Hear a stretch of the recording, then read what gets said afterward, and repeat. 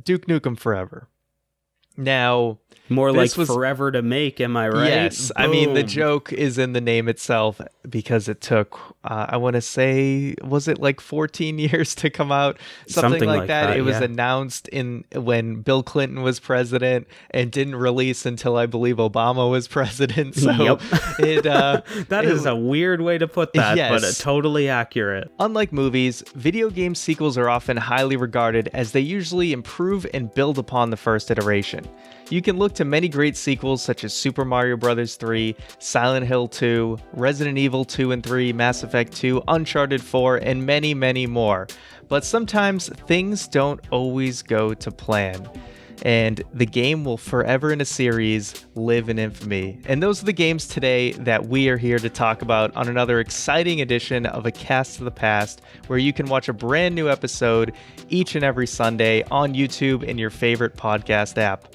Joining me today, of course, Keith Hamilton. Hi. Keith, when Yes. you think of video game sequels, what first comes to mind? What really stands out to you? As far as the good ones or the bad ones? Just in general, when you think of a video game sequel. The things that I always hope for in a video game sequel is just like, give me more of what you've already given me, but maybe just a teensy bit better. Because, yeah, like you mentioned, those games in the intro, they're all great examples of great experiences that got a little better in the later ones. So you've already built a solid base, and now let's just keep using that to make something even greater. Does it always work? No. And I've got a couple that I immediately thought of when you told me that you wanted to do an episode based on bad sequels. I got some gripes that I'm going to get off my chest today, that I've just been holding on to for years, that I just need to let the rage out. This will be part venting. So yes, we're going to be talking about the worst video game sequel. So it doesn't have to be the second in a series. It can be any iteration in a series. So because we're going to dive a little bit into that. Yeah, just anything that happens after the original game. Like Metal Gear Solid 4 is a sequel to Metal Gear Solid. Just 2 of them later. Yeah, so we look at, at the top of this, obviously I bring up, movie sequels generally worse because they have to kind of come up with a whole new story and everything. But video games, usually the story, depending on the game, of course, isn't always the main focal point. So it's really, if a game is a hit, it's, hey, let's do something similar, but build upon it, improve upon it. And that's generally why we see so many sequels are very, very highly regarded. But it doesn't always work out, as I said. Mm-hmm. So we're going to get into our own personal sequels that we find disappointing. And then we'll also look, a little bit later on just kind of general consensus, a few different websites that have come up with lists for worst video game sequels. So we can dive into those a little bit too. But Keith, I want to give you the floor first. Okay, let me take a swig of water for this one. A video game sequel that you think was a huge disappointment. So there's a little game that came out for the PS3/Xbox 360 called Star Wars: The Force Unleashed. One of my favorite games of that generation. It's not exactly like the best game. It's very much like a cult classic B style game that I found to be a lot of fun, and it helped a lot that it was a Star Wars game, so it gives it a lot of extra points. So when I found out they were going to make a second one, Star Wars: The Force Unleashed 2, I was really excited for it. They had Yoda in the promo footage. He was going to fight another Rancor, but it looked bigger this time. It was real cool stuff. So I bought it, day one, $60, spent my hard-earned money on that game, went home, beat it 4 hours later, was right pissed about it. This is a game that I spent paid full price for in a time, I was just entering my 20s. I didn't have all that much money. Paid full price for it. went home, played it, was excited, and the game itself is just like, there's 4 levels to it, and then they go and reskin those 4 levels and turn it into 8, and then you can beat the thing in like 4 hours. It's a crappy game that really just, I think it killed the Force Unleashed franchise, and that is probably the most disappointed I have ever been in a video game purchase, and B, a video game sequel. I just think it's the definition of cash grab, and I got hoodwinked by it, so I'm extra pissed about that. But it's just disappointing in almost every way, and as far as I'm concerned, it's one of the worst sequels of all time. So I think you kind of hit on 2 factors there that made it disappointing. It felt good. It felt really good to get. I've been holding on to that one for a long time. So one factor being the length of the game, right? You say like 4 hours, completely done, disappointment. But then also kind of the issue with padding, right? Where you said they basically just kind of rehash some stuff.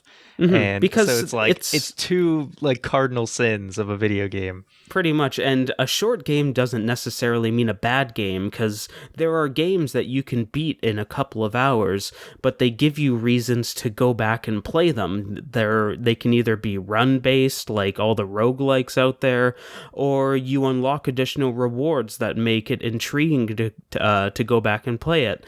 Had none of that, so it was just a bad experience. Yeah, and it's like you said, short games aren't necessarily bad, but you look at a short game like, okay, the original Portal, right? It wasn't, you got that on the orange box for $60 and you got so many other things. Or because the thing with the orange box, you got a lot of different material there. I don't remember if you could buy it Portal like individually on Steam, but I would imagine it's a little bit cheaper. You could, and it was at a discounted price. I think it was only like $15-20. Yeah, and I'm pretty sure a game like Journey as well. It's not, short games are good. You just generally not, you don't expect to pay. You're not paying $60 for it. Exactly. So I can totally see that. And yeah, anything where you're kind of rehashing content, we're not necessarily talking about it today, but that's a criticism of like, Zelda Skyward Sword, that kind of just recycling other parts of the game to just to pad it out. So that's a good example, Force Unleashed. I looked through many lists of, worst sequel games, and sure enough, Force Unleashed 2 was on there, so you're definitely not alone on that one, because it's Keith. Hot trash. We all got burned on it a little bit. Now, the one I'm going to get into, Keith saw it on our agenda, and right away, I wanted to fight you. He wants to fight me, but I'm going to put on here Banjo-Kazooie Nuts and Bolts. Now, hear me out. Because all right, I'm going to let you let me get something off my chest that I've been holding on to, so I'm going to let you say your piece as a thank you. I was going to say, I'm going to tell you why you're wrong. Give me the floor here. I'll first start up by even saying that on its own, in a vacuum, I don't think it's a bad game. But if you put in kind of the anticipation and the hype behind the fans of Banjo-Kazooie and then what we kind of get, you'll kind of understand. So Banjo-Kazooie, of course, fantastic game for the Nintendo 64. Banjo-Tooie, the sequel. I think it's a great game. I don't like it as much as the original. It's a very ambitious game. Some people prefer one versus the other, but I don't deny it's a good game. And then, long time goes by. We're waiting for Banjo 3E is what it's going to be called. It was supposed to happen for the GameCube. Then we all know what happens with Rare. Wouldn't it be Banjo like Kazoo 3? That sounded better. Yeah, in my I head. think there was going to be like Banjo-Kazooie or something or whatever. There was a bunch of different names, or that eventually became Nuts and Bolts, that name. A lot of history there. But anyway, people were waiting for the third platformer style game for many years. Rare gets bought by Microsoft. Obviously, things get totally derailed. And then Microsoft comes out with this like super hype trailer showing like next gen HD Banjo-Kazooie. It has no indication of like it's going to be vehicle based or anything. We just know, hey, Rare's finally going to cash in on their third Banjo-Kazooie game.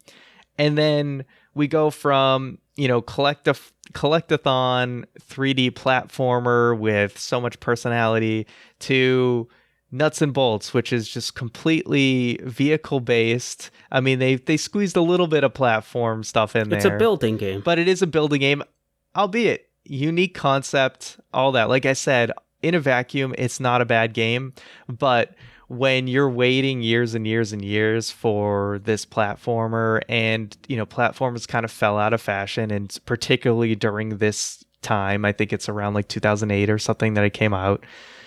It was just a huge letdown because it was just not the game anyone wanted. So for that reason, it's forever in infamy. Even like I said, as a game, technically, it's not bad. It's just a disappointment. So kind of as a sequel in a series, it's, very much a disappointment.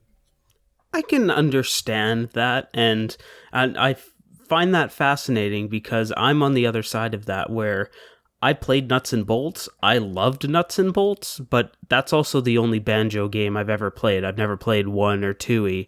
So looking at it in that vacuum, that's why I don't have that resentment for BanjoKazooie Nuts and Bolts. I played it on the 360. I had a hell of a time with it and loved nearly every moment with it.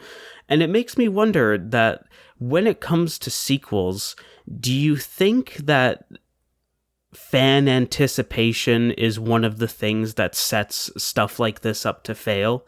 Because there's a lot of instances, and this is both applies for video games and movies, I think, where people look at it and they want it to be something other than what it is, so they immediately write it off as, well, it sucks. Because even with Banjo, I think it wasn't Banjo 3. It was really more of like a side game, right? Like it's the same way that The Legend of Zelda, like the Four Swords games, are those considered mainline ones? Or are those kind of like the same idea as like a Nuts and Bolts, where it's something that happens with Zelda, but it's not like one of the Legend of Zelda games? I think it's a little bit different, because yes, I do think Four Swords Adventures and all those Zelda games. Not Four Swords. Let's say Hyrule Warriors. I think Hyrule Warriors is a better example. But even then, the thing is, we have a bunch of Zelda games, right? Mm-hmm. Where there was so much hype with, there's only 2 BanjoKazooie. I mean, there's like Game Boy, there's like handheld games, but they're really not that great. But they don't get all the crap because they weren't kind of positioned as the third game. The way that they marketed Banjo Nuts and Bolts. Yeah, I was going to ask, at any point did they call it the third BanjoKazooie game? Because I think that's a really important detail. I want to say not directly, but like I said, the trailer that came out for the original trailer that they came out with, which was just a complete teaser trailer, it's like they did not say it was Nuts and Bolts, but then they didn't say it was either. Like, they didn't give any indication. So the hype. More I hear this argument, it sounds like it's the fan base's fault. Well, let me put it this way.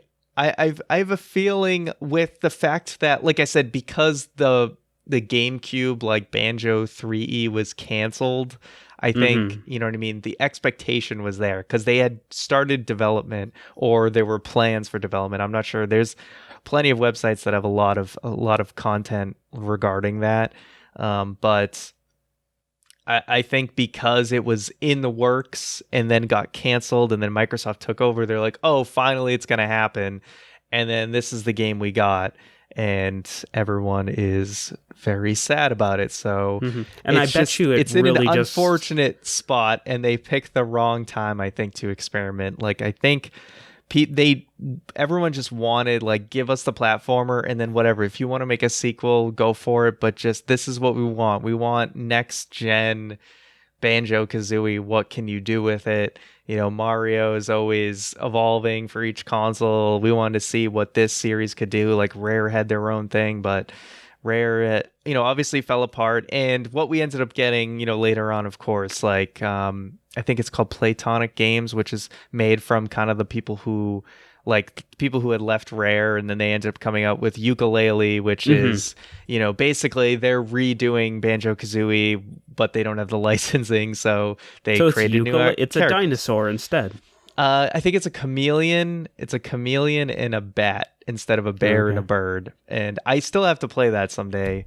But I guess in a way we did finally get a game, although I hear it doesn't quite hit the same mark. But of course, I still want to give it a chance. And I imagine they really just rubbed salt in the wound with that one, because the first like 15 minutes of Nuts and Bolts is a parody of those old BanjoKazooie that was games. another. Yeah, that's what I was going to say. And I love that so much. to people who aren't big on platformers, sure, but you know, my friend Chris, who's a bigger BanjoKazooie fan than me, shout out to Jeff. Yeah, we both directly took that as like an insult. Like, how dare you? Like, this is the game everyone wanted, and you're throwing it in our face. I love that. Yeah, personally, and you know what? but We still I played also through don't that have game to the end, and ended up completing it just because we wanted to see it through. And like I said, it's not a terrible game, but it's not the game that the fan base wanted, so it will forever live in infamy for that reason. All right, we gave that one quite a dialogue there. So Keith, what's next on your list? All right, so one that I really want to bring up, because we even talked about the series already, where a good sequel is something that you're taking something and building something a little better with the ground floor that you've already established. Well, there are some cases where they take this great thing that they've built, this great story that they built, they like curl it up into a ball, and then they just take that ball and they throw it in the trash. And that's what we got with Mass Effect Andromeda. Because Mass Effect, one of my favorite series, if not my favorite series, depending on when you ask me. Like, Mass Effect 2 is one of my favorite games ever. I'm one of the people that was totally okay with the original ending of Mass Effect 3. We can fight about that one another day, anybody out there in listener land. But I loved it. I thought that the Mass Effect trilogy is some of the greatest storytelling in video games ever, period, hard stop.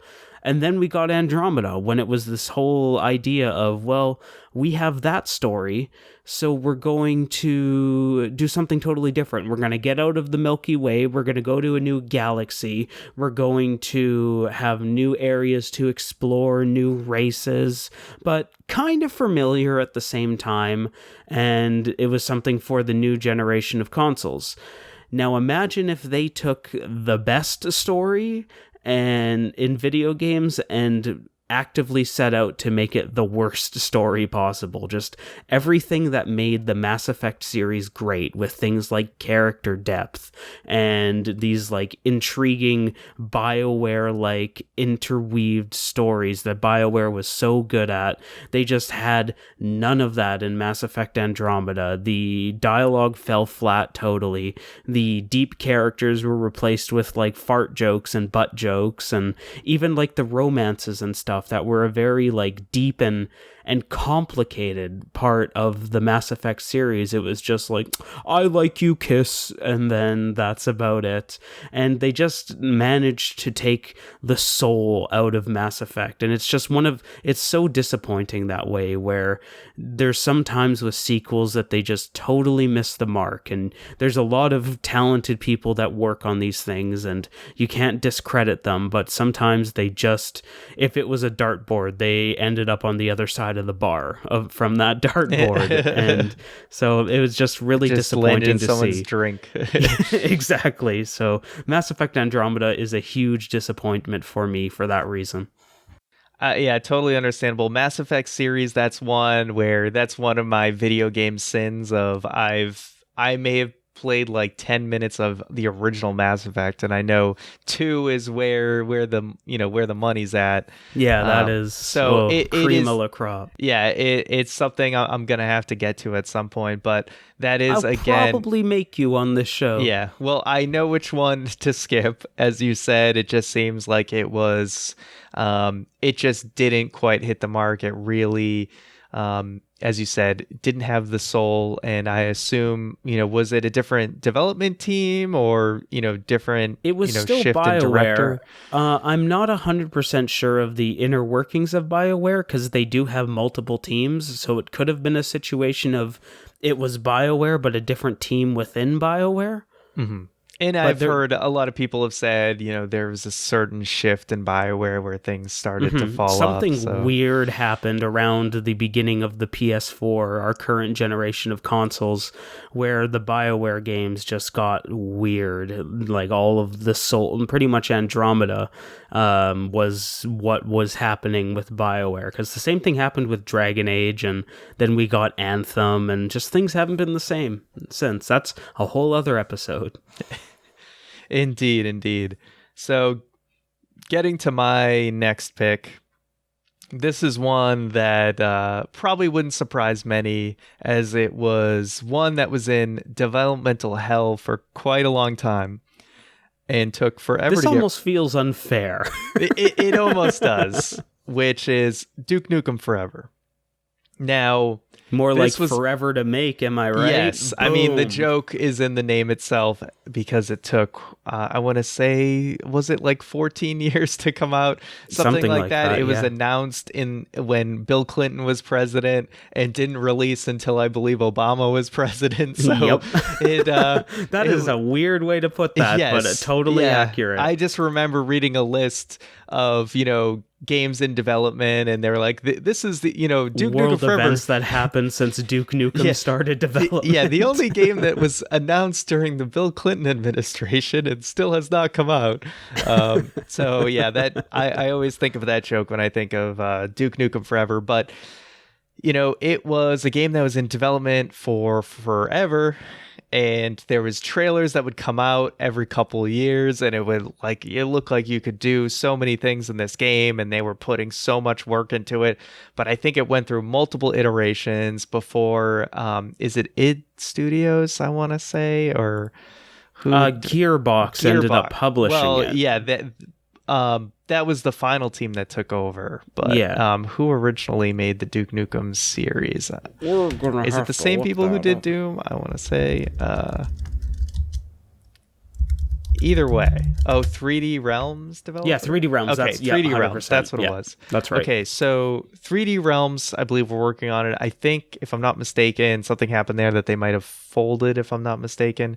Mm-hmm. And then there was legal disputes in the mid-2000s. And then Gearbox, who I believe is associated with like the Borderlands series, correct, ended up taking over to essentially their task was, listen, just get this damn game out. Listen, I don't care whatever it takes, just finish the game. And sure enough, Duke Nukem Forever is what we got. That it came out for PS3 and I believe 360. I think it came out on all platforms. And it was really just a behind the times mediocre first person shooter. Like you could feel its age, and it had a lot of jokes and humor that were really of its time, of like the, mid to late 90s. And after many, many years of hype, you just get this like, that's it, kind of like, of a game, and that is what we now know as Duke Nukem Forever. I started playing this like a little bit after it came out. I think when like Blockbuster was closing down, I picked this up for cheap and I was like, after all these years, I just I gotta see what it's all about. And I remember just being severely underwhelmed by it. And there's some sections where you're like mini Duke for no reason, and you're in like an RC car. And yeah, it just had the kind of these unnecessary sections. Like I said, the humor just felt very dated for its time. Yeah, it felt like it came out of 14 years earlier. Yeah, it's like they never evolved the jokes from when they started developing it. Like, Duke Nukem was like the creepy uncle now instead of the cool guy. Yeah, so sure enough, not that I was a big Duke Nukem fan for like back in the day, but I do remember like playing it and being like, oh, this is a thing. Like, I'm a kid, I shouldn't be looking at this stuff. But I had to see it, and sure enough, it just was very meh after many years. Yeah, it's I don't know. I'm not surprised by it in the way that it just you kind of knew what you were going to get, because I personally never played it, because I just looked at it like, well, I know this is going to suck, because it's something that I don't think it ever should have came out. It should have been this like mythical thing that just lived in development hell for all of eternity, instead of being something that we could actually play. And it's just, the world didn't need it at that point. We didn't really need to play Duke Nukem Forever, and it showed, because that was the reaction that you had. Everybody that played it kind of had the same thing. It was like, well, this kind of dated. The jokes are cool. It feels like a first-person shooter from the end of the PS2 era, and why does it need to exist? I can't think of any reason. Basically, I think the thing we can say with Duke Nukem Forever is that it was the victim of its own like hype. And I think because there was all this hype, the reason it had to exist is because it needed to just be, because it had become a joke, essentially. Like, it just needed to be seen through. Like, we had to see it come out as a game. Like, by all accounts, it should have been canceled, but I think because it became a meme, it's like, okay, we just got to release it, right? Like, people have just at least got to see what the finished product is. Yeah, let them spend $60 on this meme. Even if it may not be worth playing. Now, Keith, I know you had one more on your list, but believe it or not, I think it's going to be mentioned here. I did want to pull up an article from thethings.com and kind of just do a rapid fire through some of the games. They have 25 on this list. We'll go through most of them pretty quickly, but I'll stop at one of the ones that I know you wanted to talk about. Sounds good to me. Cool. So let's jump over. As I said, this is from thethings.com, and number 25 on their list is actually Mass Effect 3. Now, I know you probably feel a little bit differently, so I'll let you comment. But I know the ending was very infamous for a lot of people, so much so that I believe they changed it, right? That is correct. So, but yeah, any comments on this one? It's weird, because I think the reason why people don't like Mass Effect 3 is because they didn't like the ending that they gave it. And otherwise, it's a perfectly fine game. And like I said, I'm somebody that enjoyed that ending. It wasn't exactly the thing that people wanted, the nice, neat little bow that they wanted, but hey, it was still an ending, and it was totally okay. So I don't think it's disappointing in the slightest. Yeah. All right, so they have Super Mario Brothers 2 on here. Now, we all know, most people know the story behind this. They came out with an actual Super Mario Brothers 2 in Japan.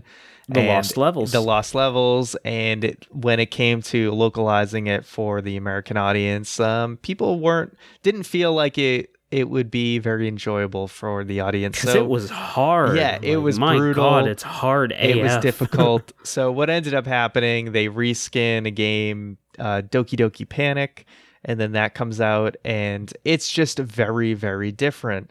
I don't think it necessarily belongs on here, because I think it's actually a good game. It's just, let me tell you, as somebody that different. played Super Mario 2 this morning, it is a good game still. It's just different. I akin it very much to Zelda 2. If you call Super Mario 2 disappointing, you need to call Zelda 2 disappointing, because it's just different. It's not bad. It's different from what you expect. Exactly. Mentioned here BioShock 2. Never played it myself, but have heard a lot of people just said it just didn't quite innovate quite like the first one. Of course, hey, Mass Effect Andromeda on there for you, Keith. Said all I need to say there. Yeah, exactly. Zelda 2, as we just mentioned on here. A lot of people know I feel this game gets a lot more hate than it deserves, as Keith was just talking about. It is different. If you want to go check out how I really feel about that game, go to GameEssays.com. It's my new solo channel. I have a whole video on that game. Cheap plug. Cheap plug, exactly. Lego Star Wars The Clone Wars. I played a little bit of Lego Star Wars. I think the one that had every movie, like the first, 6 movies, before the sequel trilogy. Wasn't as into it as, like, say, the Lego Indiana Jones games. I don't know if you touched this one. I have never played a Lego game. Not one. I was kind of iffy on them, and then playing Lego Indiana Jones, I was like, this game is actually damn good. So I've heard they really actually, good things about them. It just hasn't touched me. Yeah, they do some of them justice, but like I said, I haven't dove too deep into the series. Mm-hmm. What else we got on here? Pac Man 2: The New Adventures. This is actually one I have played. And I don't know what this game is. I need to look this up right now. It's a very weird, like, adventure game with Pac-Man in it. I remember, I think you have like a weird. You have like a slingshot or something. I remember thinking this was like cool as a kid, but I just couldn't figure out what I was actually supposed to do. This is like the Zelda 2 to Pac Man. Yeah, it's really, really weird, and apparently people didn't like it. Yeah, I don't think I got past like the first screen because when I was a kid, because I just didn't know what the hell to do. Moving on, Force Unleashed 2. There you go, Keith, is mentioned on the list. Dead Space 3. Mm-hmm. No. That I can understand, because Dead Space is a game that it's very much like Resident Evil, where it's a action horror game, and then they decided to get cheeky with Dead Space 3 and add things like microtransactions and co-op play, and it just totally missed the mark on what made Dead Space great. Moving on, Marvel vs. Capcom Infinite. Assuming, not really sure on that one. Is that still a fighting game, or? Yeah, it's still a fighting game. Did they go? Okay. Don't think. Yeah, I don't remember anything bad about that one. Okay, Bomberman sure. Act Zero. Ooh, I'm seeing a picture of an infamous one. You know that one? It looks like a jacked up Bomberman. Yeah, it's like, you know how everything in the early 2000s needed to have an edge, bro, and be extreme. Well, somebody decided, let's do that with Bomberman. Take him from a cute guy to this Mountain Dew warrior. Yeah, he sure looks like it. All right, Medal of Honor Warfighter, not really too familiar there. Same here. Ninja Gaiden 3. I think this is the one where the Japanese commercial was just about boobs to sell it. Oh, okay. Sonic the Hedgehog 2006. Now, this is one that absolutely deserves to be... Is that the one where he kisses a girl and becomes a werewolf? I think that's Unleashed. Oh, okay. But Sonic 06... There, you can see a ton of playthroughs on YouTube. It is just a complete buggy mess, and it's just an unfinished game, straight up. So already, it's just a complete disaster. If you watch any, like, Game Grumps has an infamous playthrough of that. There's just... things I just learned: don't Google Sonic kisses girl, because you'll get some stuff you don't want to see. Oh, I believe it. Yeah, so Sonic 06, definitely just a complete, like, buggy disaster. So understandable why it's on here. Driver 3, not too... Like, I remember hearing about this being a disappointment, but not too familiar myself. Yeah, I played a little bit of Drive 3 back in the day, and I really liked Driver 2, and this is an example of a sequel where they tried to do a little too much, where Driver was a game about driving, big shock, but you could never leave the car, so they looked at games like Grand Theft Auto Vice City and said, well, we want that, and just kind of lost the fun of Driver at the same time. Yeah, trying to emulate something else and just wasn't going to be able to do it as good. All right, and now we get to the one that was on your list, Devil May Cry 2. So this is weird. I first want to kind of lead with, so Devil May Cry, obviously a popular series. Normally, you feel like the 2 in the series usually gets it right. Of course, we mention, like Zelda 2 and, Super Mario 2, where they did things a little bit different. But normally, Resident Evil 2, Silent Hill 2, Twisted Metal 2, usually the 2 is where things go right. So what went wrong with Devil May Cry 2? With Devil May Cry 2, because the Devil May Cry series is so character-based, and mostly based on the character of Dante, where his personality is so strong, and he's so witty, and kind of had this great character arc in the first Devil May Cry that it really helped and amplified the action. It was kind of a pretty perfect package for the PS2 era at that time. then they completely changed Dante's character in Devil May Cry 2. Like, the action was okay. It was very much like, it felt uninspired, the action, where you had these cool gothic castle monsters and just all these unique areas as you progress through Devil May Cry 1. In 2, it was a lot of grays, a lot of browns, a lot of muddy rooms, and just didn't look as aesthetically pleasing as the first one. That, combined with the fact that they took like away most of Dante's wit and turned him into like a serious grizzled veteran that's been around the block a few times, just everything that made Devil May Cry great didn't exist in Devil May Cry 2, so it just made it a step backwards for the series. Then they did end up course correcting in a major way, because 3, 4, 5, they're all great games, but 2 is just not on the same level as the rest of them. All right, and now we get to the last 9. We're going to go through kind of rapid fire. I know there might be one or two you want to comment on, and we can kind of jump to that. But moving on, we got Resident Evil 6. It's a good game. It got a bad rap. Then there's NBA Live 14, Duke Nukem Forever, which we of course touched on. Metal Gear Survive. Any thoughts on that one? It is you're bad, trash, garbage game. I know you're the MGS guy, so bad. That is the definition of a cash grab. I would put it up there with Force Unleashed 2 as far as cash grabs.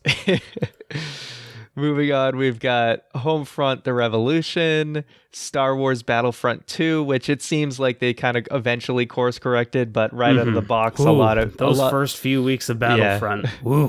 A lot of people were not happy about that.